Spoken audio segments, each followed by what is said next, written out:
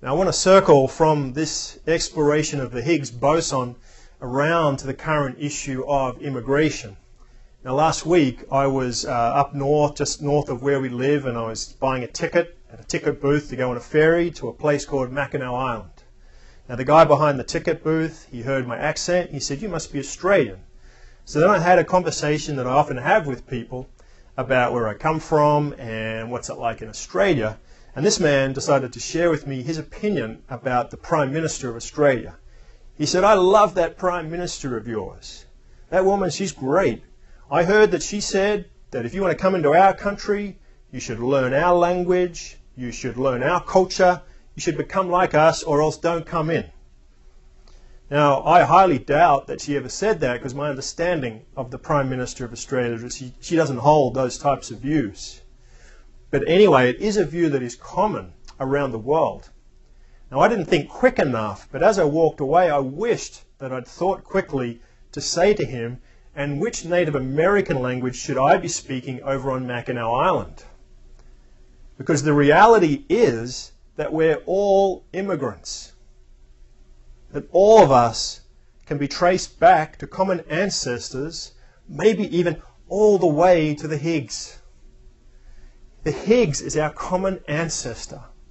All people, all languages, all cultures, all tribes, all find their ancestor in this particle.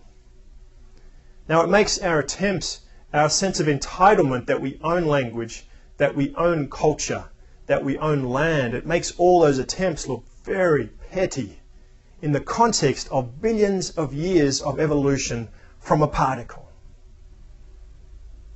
Now, as an Australian, I understand too well the fact that we're all immigrants. There's a famous joke about the Englishman who wanted to migrate to Australia, and he was asked in his interview if he had a criminal record. He answered, "What? You still need one to get in?"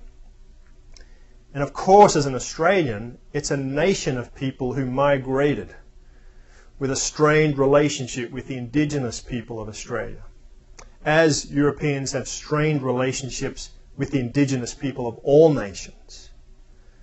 The reality is, as in Australia, so in America, we're all immigrants. Now this has just incredible implications when you trace back our lineage in nature to a particle, to a field. We're all one. We're all related, and we're trying to find our way back to that. Now, I don't know if you remember, a couple of years ago, there was a professor from Harvard, Henry Louis Gates, and he had a controversy around him. He arrived home one night and was locked out of his home in Cambridge. So trying to break into his own home, the police saw him, and they ended up in a little confrontation. It made huge news. President Obama got involved, criticized the policeman. The end result of that was that Obama and the policeman and Henry Gates met together for a beer. But what I loved about that story was that Gates, who's a genealogist, said that he and the police officer shared a common ancestor, an Irish king. So this African-American man and a white policeman who'd been in conflict shared the common ancestor, an Irish king. And I just love that detail. Trace back our genealogies, we are connected. Trace them back far enough and we're all connected. It puts our attempts at making ourselves special and different just look pathetic. In the context of life, in the broad sweep of evolution, we're all related and we're all immigrants. Now, in America right now, there's a lot of talk about racial profiling. There's a lot of talk about legal immigrants, illegal immigrants. California's just come out with the Anti-Arizona Immigration Act, which is trying to avoid the problem they're having in Arizona of racial profiling, where even the police don't want to get involved in checking the immigration status of speeding motorists. It just doesn't make sense.